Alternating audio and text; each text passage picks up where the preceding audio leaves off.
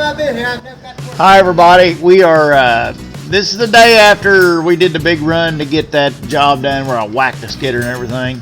Had to get back to pallet stock. They was struggling with these band saws. We had to deal with the ultimizer. It had the width scanner issue.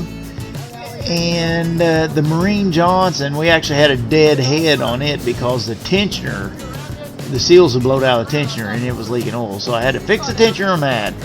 And I did some research on, or I did some tweaking on this baker, which I haven't ever touched really.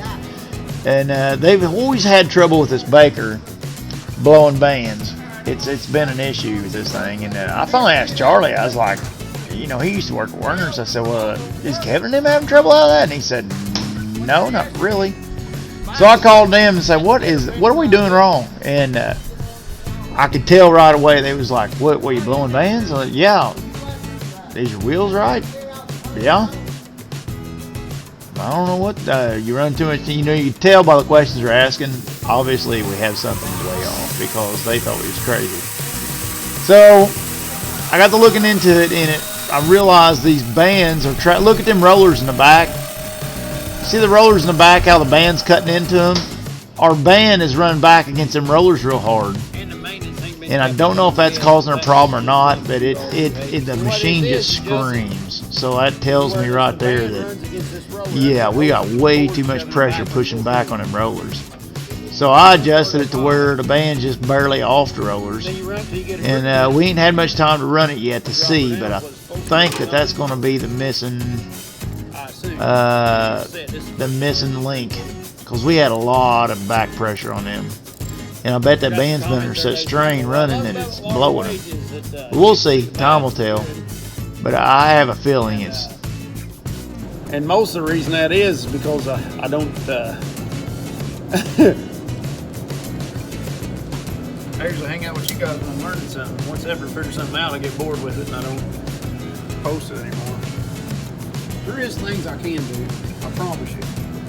You just don't see them because when I figure it out, I'm pretty much bored with it. I'm ready to move on. Now see, I think I got to move that guy out. See, this blade's been running back way too far on the wheels. Which see, now I think it's out where it belongs. The idea here is they keep it simple. They just got a tube in here, and the cantilever load of this weight, this wheel, just kind of sets down. So you got tension always pushing down. So back here, the back of the tube on the inside, this tube pushes up. So all we got to do is tweak down a little bit on this tube. We'll see if we can see the head move. And then that should be how we track it. Oh, there it is. See it move back? If I can sit still and see it. Alright, let's see what happens. Oh, wow.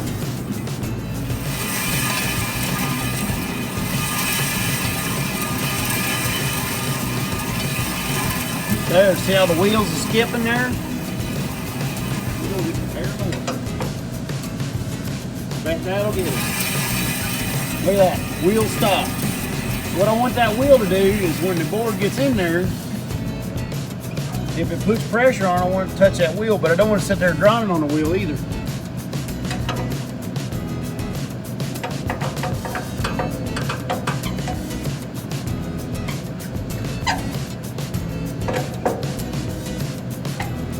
I think that was our missing link. I think we was running way too much pressure on that.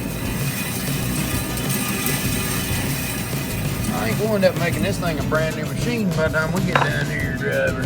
Yeah. All right, we've adjusted the front and we've adjusted the back and got them away from them rollers. And I bet she'll run a lot quieter now. Here goes nothing.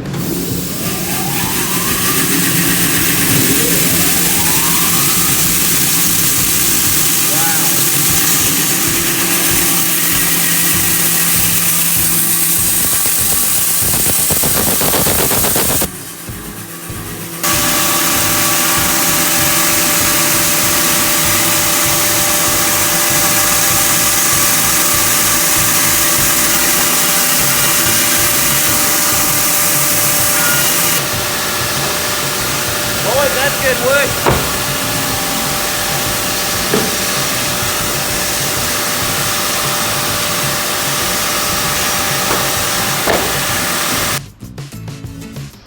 Now I've started on the Woodmizer tensioner. It's been leaking out where that little pin is. I cut my finger here. God. That sucked. It did suck, I promise you.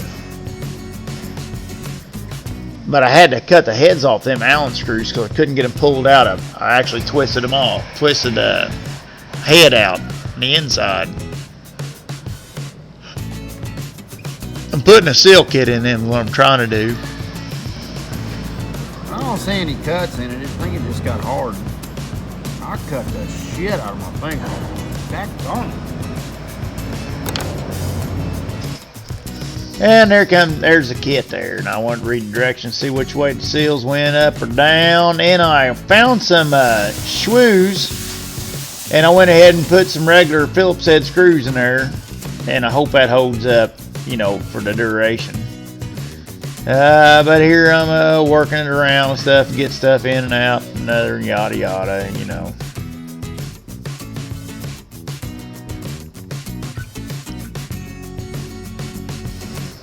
There I am running them screws in. See the Phillips head there. And I anti-seize the crap out of where the block is and stuff. Now we're going to put it back on the machine. We're blowing it out and getting that all cleaned up. And anti-seize the ways, which I didn't show that. But here's the tensioner sliding in. Boop. And then that's the tracking nut. That big nut bolt you're seeing, that's the tracking bolt. And these here are the two Allen bolts that holds on the head.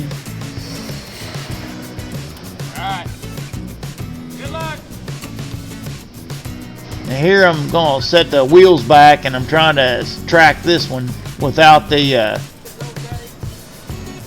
without pushing out on the band.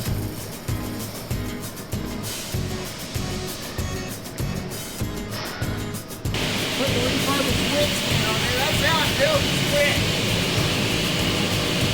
That there's the width scanner. Now we're going to send it off, get rebuilt. I got the photocell switch in this chain. It's working. I'm going to set y'all up. We're going to run some through now that we got the factory Woodmizer sorted out. We're going to run some stuff good. I got the lights. I've been working on lights on the ultimizer. I got about all the lights running on the ultimizer. The pilot lights and stuff. That helps a bunch. Sorry about the shaky video here. But here we're running our test stuff through. I'm going to run enough wood through here to test them band saws and the width scanner. And the ultimizer is reading width again. So we're good there. The width we run's 8-inch, 6-inch, and 3 3/4, or we call it 4-inch, whatever.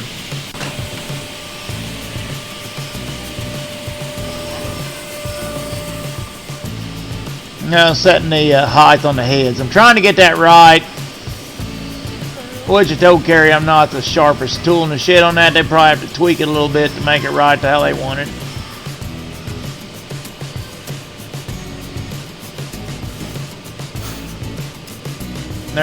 That's the last saw. It's set at 1/2 inch. The saws start cutting up high, and they lower and lower and lower as it goes through. And that was supposed to be set over 1 inch, but I don't know why that looked wrong from that angle. And there's like 1 inch and 9/16 because you're taking in two curves. It's 1 inch and heavy 9/16 really what it was.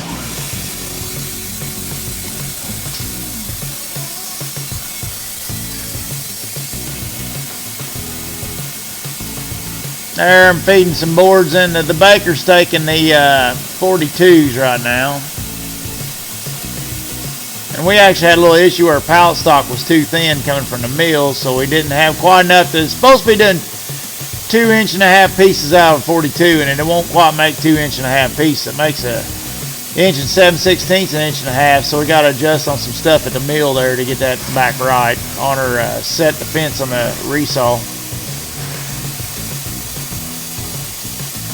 And that feeder don't work the best on 42s, but I'm sure it's operator error. This yellow fence, you can adjust it. See, and I probably got it adjusted wrong. And there I'm over at the ultimizer. Setting up another run. I actually had because of the thinner stuff, I had the fence set too high.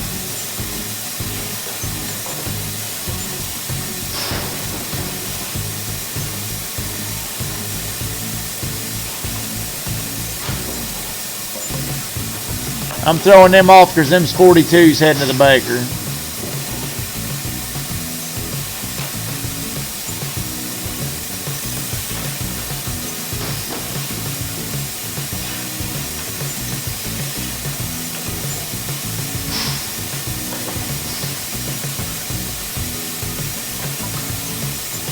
That one's a little bit too long. That's why I'm looking at a chart over there on the wall.